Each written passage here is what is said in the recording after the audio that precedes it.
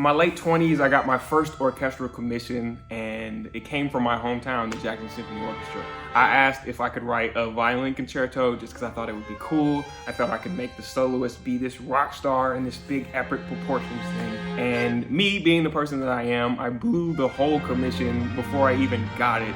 Basically, when an orchestra commissions you to write a piece, they give you whatever your fee is. And me, I took that fee and I commissioned this amazing visual artist named Jaleel Campbell to make the cover art for me after him and I met at one of his art shows in Harlem. At that time, I had this dream, this vision of starting this young, cool, fusion, predominantly black orchestra, which we now know as Southside Symphony. But at this time, it was just a dream.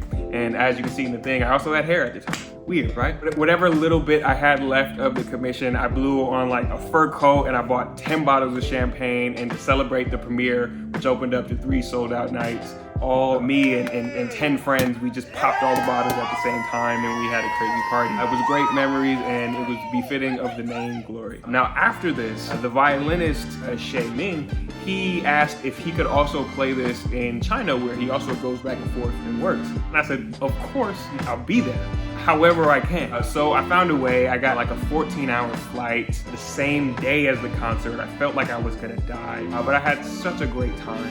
I spent a while in China. I went absorbing all the culture I could. I went to clubs, I went to restaurants. I ate so much food. I ate pigeon, I ate silkworms. I did everything I could. We got this Chinese staple here, 56% alcohol. Oh God, the second one isn't as bad as the first completely, but it's still pretty bad. I also went to see a woman who, you show her your tongue, she looks at your tongue and she diagnoses what's been bothering you or what illnesses you might have, and then she mixes up a special drink just for you. It was as delicious as it looked, but it was a good experience. And I had an amazing time. But the most meaningful experience I had in China was at the concert. I met a young pianist named Cindy. She was 11 years old, and she wanted to meet me after hearing my piece, and she said she was moved by it. Her family was there, and we got to talking and we got to knowing each other. We ended up going out to eat, and then afterwards they invited me to their home to have some more snacks, and I actually got to play the piano with Cindy, and I ended up writing Cindy her own piece. Now, you would think that writing for kids would be easy, but it's actually really, really hard. I got like held up a bit because her hands are so small. I would go to write these chords like I normally play. I like these, what my mentors used to call big boy chords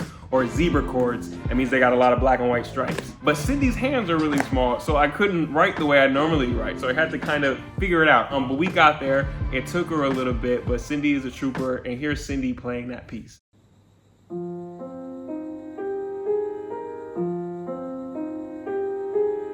I was, caught up with how small her hands were, but she was more caught up in the differences between the foot size, and she just couldn't wrap her head around how big my feet were. So I had an amazing time my first trip to Asia, and it really changed my life. Something that really I took away from it was like, you don't have to speak the same language, you don't have to have the same background as me, but what's from the heart reaches the heart, and I pray I never lose that. I pray we never lose that. Thank you. Now I'm gonna take my contacts off, take my jacket off, and pass out. Sleep like a rock.